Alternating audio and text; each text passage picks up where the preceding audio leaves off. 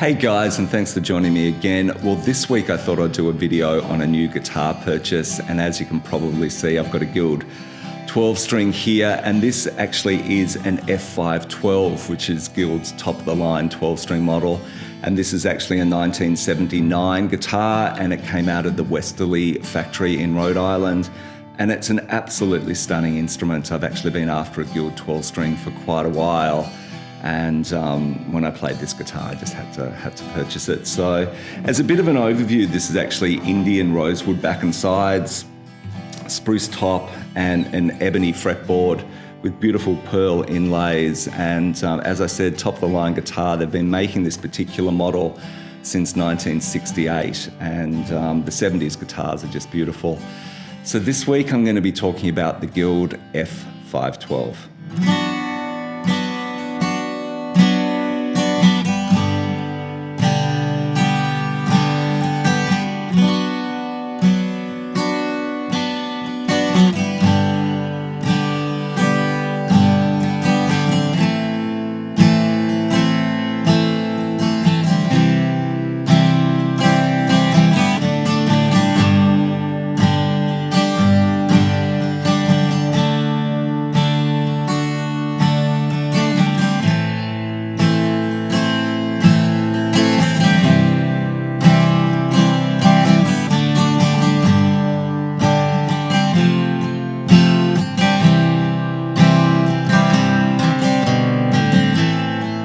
What I normally like to do when I'm doing these videos is actually give a little bit of backstory to the brand of guitar. And of course, Guild has been around since the mid-50s and has a reputation for creating high quality instruments. But what actually really surprised me when I was doing research on the Guild brand this week is in certain books like this one of my favorites, the Guitar and Amp Source Book, and also this one, The History of the American Guitar, there is almost next to no information on Guild guitars, and the only kind of representation is a small piece on the Starfire guitar from the 60s. And actually, you know, for many, Guild is regarded as the high watermark of acoustic 12 strings, and yet there's not reference to the Guild 12 string in either of those books, which is really surprising. And even the brand as such, if you look in the 60s, the people that were playing the Starfire guitars, well, there was Buddy Guy, I think Keith Richards had one, John Lennon had a 12 string, Jerry Garcia, of course, played one. So then, of course, if we look at the well-known players that have played Guild 12 string guitars, it literally reads like the who's who of rock music. Of course, Pete Townsend from The Who, Brian May of Queen, Robert Smith, Tom Petty, of course, Dave Gilmour, Billy Duffy, John Denver, and of course, David Bowie also played a Guild 12 string for a while there in the early days. And of course, something I always like to bring up is an Australian connection. And Steve Kilbey, the main songwriter and lead singer of The Church, has been a long-time player of Guild 12 string guitars.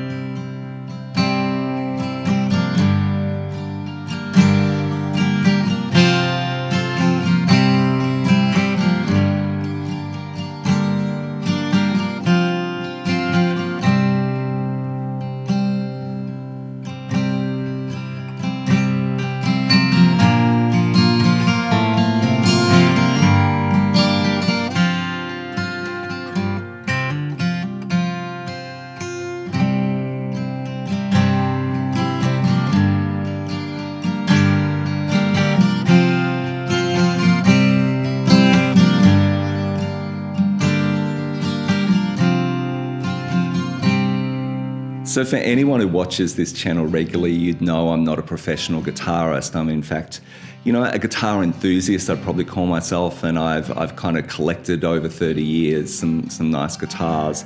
And I've always wanted an acoustic 12 string, a really nice one. Back in the early days when I was learning to play, I had a cheap Epiphone 12 string which had such a high action on it, it was literally unplayable. So this is really such a joy for me to own a Guild guitar. And One of the reasons I've wanted this guitar is, firstly, I think 12 strings are probably, for me, the best songwriting tool, and I love to be an amateur songwriter and kind of use songwriting like a diary. And then, of course, from time to time, I do actually play out and do a solo acoustic show, and accompanying yourself on a 12-string is actually a really glorious thing. So this particular guitar has actually been a one owner, and it is completely unmarked, like it's collector's grade. So to get this for under half that price of a new guitar, I think is an absolute bargain, because not only have I got the aged 40-year-old guitar, which has just opened up nicely, it is just in absolutely pristine condition. So a really beautiful guitar. But one of the things I did want to bring up again, of course, is actually buying a older vintage guitar. And as I said, I've been looking around for many years at guilds, and one of the things I've actually noticed is that a lot of ads you'll hear very good condition, excellent condition, and the guitars are, but then you go and see them and the bridge has been shaved down and the saddle's been shaved down. And literally what that means is, again, that the guitar has dropped its neck angle, and basically it's a neck reset. And I find that really interesting for people to go, oh, the guitar's in very good condition, but it's actually got a major structural flaw. So it's a really interesting thing. And on a lot of guitars that you see online, you never see that photo of the height of the saddle and the bridge, and also the height of the action on the 12th string. And it's something, if you're going looking at guild guitars, that would be the one thing I'd be looking at, because of course these guitars are under a lot of stress having 12 strings, especially if you use a sort of a higher gauge of string. So yeah, that would be my advice. I mean, the other thing I kind of hear is to kind of have a look at repairs to the tops of the guitars, because sometimes these scratch plates can shrink and kind of cause a few issues. But not in this guitar. I've just been very, very lucky. I played it and I just had to buy this one. It's just such a beautiful guitar.